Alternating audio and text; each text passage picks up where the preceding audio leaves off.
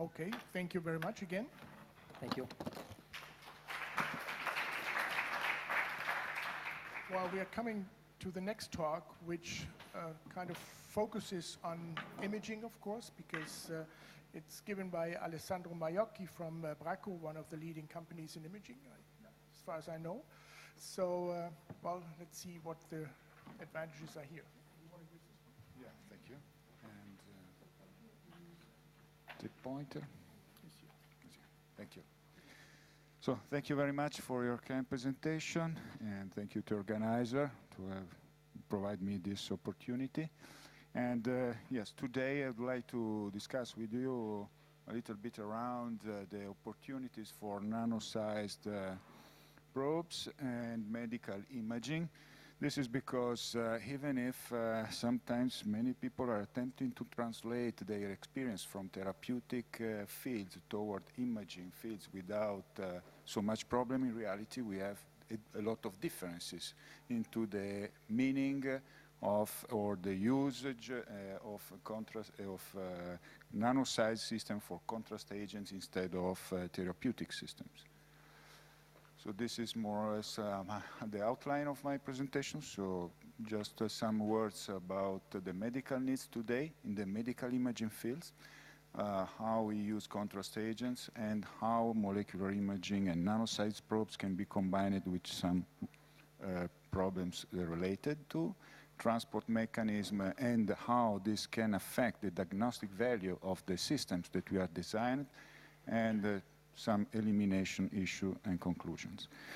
So basically, today, the main areas in which medical imaging is strongly involved are oncology, cardiovascular, and neurology. This is very clear, but there is some strong pressure in order to design new solutions to improve accuracy of the diagnosis, and particularly guiding the course of therapeutic treatment that is not very well done today. We have some lack of information on that, and also to understand the nature of the disease in order to stratify patients and go towards more personalized treatments. So basically, we would like to produce something new, more related to patient management in a different way with respect to the past. And so we have a lot of possibilities in principle. So medical imaging can guide a lot of different procedures into the hospitals, into the clinics. So we can just classically work with diagnosis, but also surgery, can guide surgery in many different ways.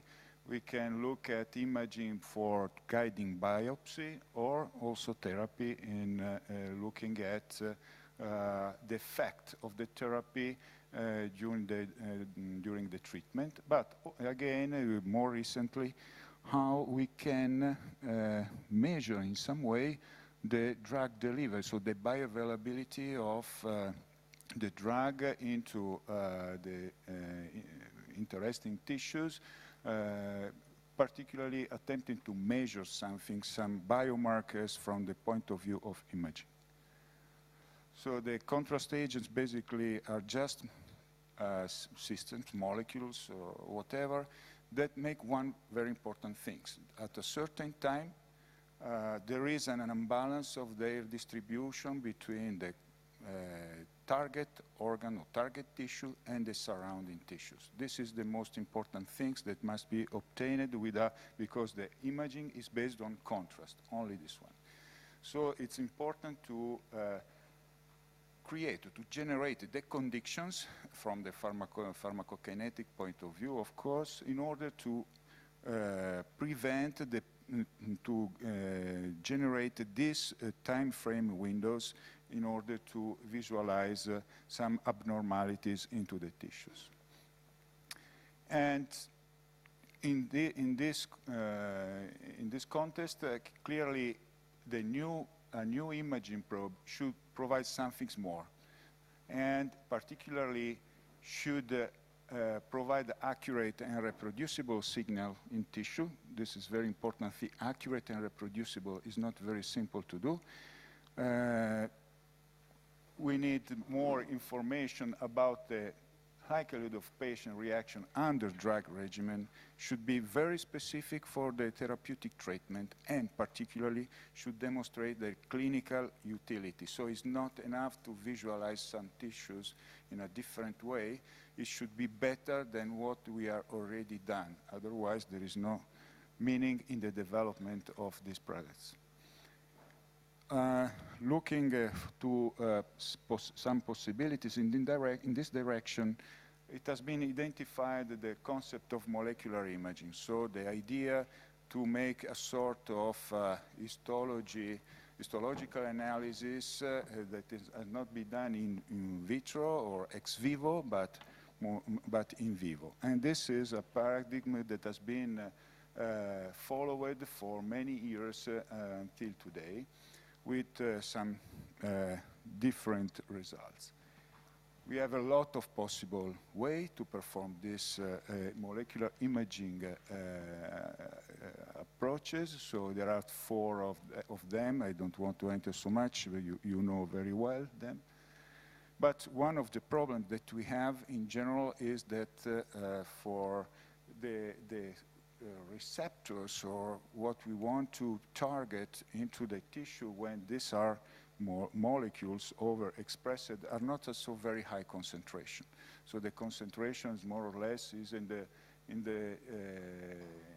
range of 2 to 20 nanomolars.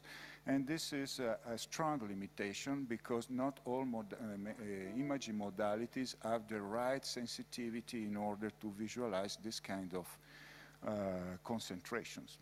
And indeed, we have different possibilities, but only some of them are really already available for this kind of job. So basically, nuclear medicine, SPECT and PECT has the right sensitivity in order to measure nanomolar concentration. Optical modalities also have some potential for this. Ultrasound, again, is a right way to look at epitopes overexpressed, but only in this case on endothelial cells due to their dimension. But for magnetic resonance imaging and X-ray, this is not possible. So the reason why we are looking at nanoparticle is just to amplify the signal from for our contrast agent, in order to increase the amount of signal coming from just one molecular recognition event, because otherwise we cannot measure this event with enough sensitivity. This is particularly true for MRI, for example. So a lot of work has been done in order to develop nanosystems to provide this kind of amplification. But again, we have a lot of different ways to reach an epitopes in a tissue, and we can accumulate in different ways than nano-sized systems. Don't enter on this, but for sure there are a lot of combination, and at the end, when we use a nano-sized contrast agent, we do not have only just one mechanism that is acting in a certain time, but many of them. And so how we can produce a real and accurate and reproducible diagnostics results if different mechanisms are on the place in a different way for different tumor, for different pathologies. This is a very difficult stuff. So passive and active internalization of cells in different way, in different kind of cells can internalize the same nano-sized system. So it's very difficult to find the right way to measure, to make a correlation between a signal and a specific pathology, aging, for example. We know very well that nano-sized systems suffer of distribution, has a lot of limitation in the distribution, deep distribution in the tissue. This is due to the fact that in the tissue, particularly in tumors, there is a barrier related to high interstitial fluid pressure. That means the nanoparticles can move inside the tissue only by convection motions, but without this motion of fluid, nanoparticles do not enter very deeply into the tissue. And this is what has been already established in the literature for many, many years. So this is an example of a work that has been published in 2006. It was quite nice for the pictures.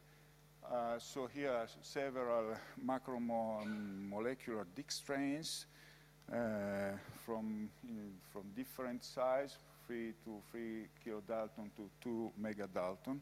Just to look at the input function here, that is the concentration in the blood, the changing of this concentration. Clearly, the smaller one is eliminated better than the bigger one, and there is a certain different distribution and accumulation inside the tissue. And this is the smaller one, and it is the typical typical profile of the concentration of a small molecule in the extravascular space.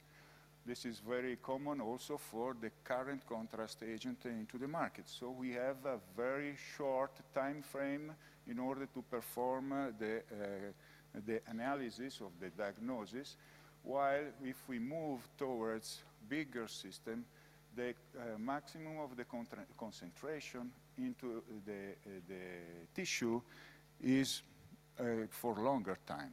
No? So we arrive, we have to increase the observation time, and this means that we have to have the patients under the machine not for 5 minutes, but for 20, 1 hour, 2 hours, and so on. So it becomes not practical. So we have to modulate the practical aspect with the phenomenology of the biodistribution of these systems. Again, we can also observe that the increasing the dimension of the nanosized system, there is a perivascular distribution of these nanoparticles or macromolecules, and it means that any kind of active interaction with epitopes is reduced. It's reduced from the transport phenomenon and not from any kind of information regarding the expression of the tumor. So it becomes difficult to have a sort of histology or histological analysis in vivo with respect to in vitro or ex vivo. There is no possibility to do this. So it's important to understand this part. And again, when we are looking for nano-sized systems, like in this case was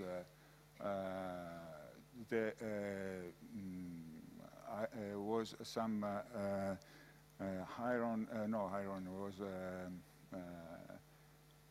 some small nanoparticle. You can see 3 different sizes. So in this case, are fluorescence nanoparticle, and in particular, the smaller enter inside deeply into the tissue, while the larger one do not enter inside. So it is again another typical information of this.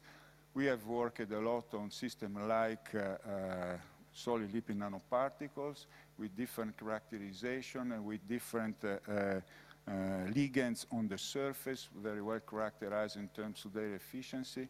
We made a lot of experiments in animal models, and at the end we arrived at these results. This is the MRI experiment in which a tumor is treated with a nanoparticle containing a gadolinium contrast agent. And what we observed is just, inhomogeneous distribution of the signal into the tissue. So, which is the increase of diagnostic information in this kind of image with respect to the common images in which we are looking at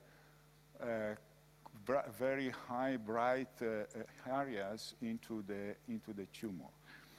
So this is something that is limit the diagnostic value of these systems, just because we have to reinvent the way in which we are looking to these images, because the information is different. It's not exactly the same of the one that is used today in clinics.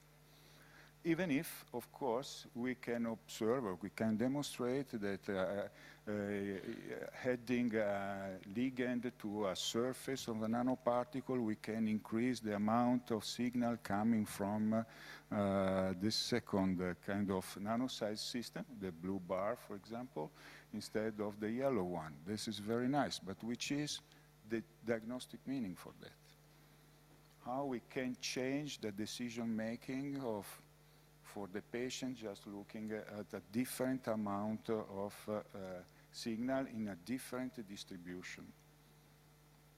This is not very important. Here it is just another way to look very precisely to the epitopes and how to measure quantitatively the overexpression of an epitope on endothelial cell. This can be done by microbubbles. This is a nice way to look at the overexpression without limits related to transport into the tissue. This is because, of course, the targeting is just an endothelial targeting, and there is no any extravasation, and so a specific accumulation of signal in a certain tissue. This is just an example of how it is possible at the preclinical level to differentiate the signal from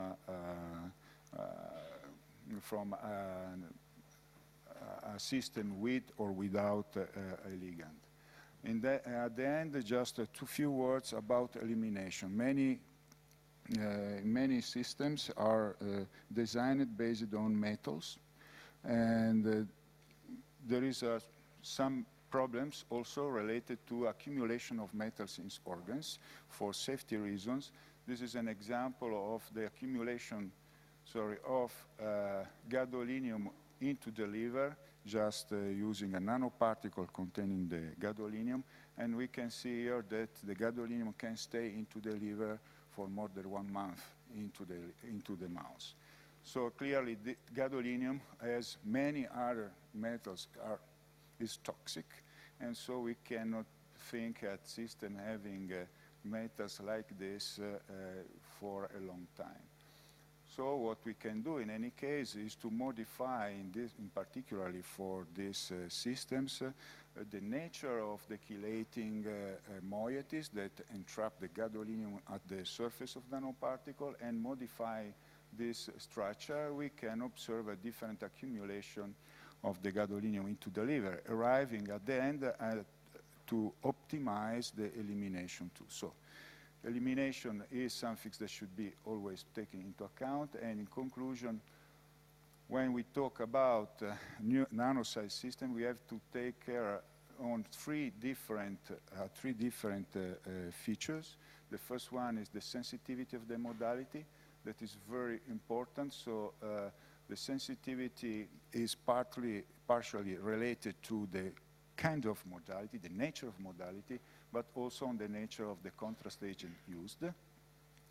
The specificity is something that should be related to a certain particular mechanism of action of your contrast agent with respect to what you are interested to see. Today,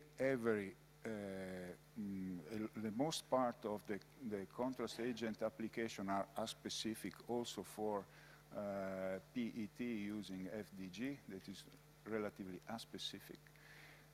And so we have to change a lot in these fields in order to increase the specificity. And safety, again, for nanosized systems is very important, because we need to use biocompatible materials. Self-assembled is better than hard shell system. We should work always with extracellular agent for safety reasons, and should have a very short blood lifetime. So clearly, it's very difficult to found all these kind of properties in the same system. But this is the right way to look at new nano-sized contrast agent for imaging application. Thank you.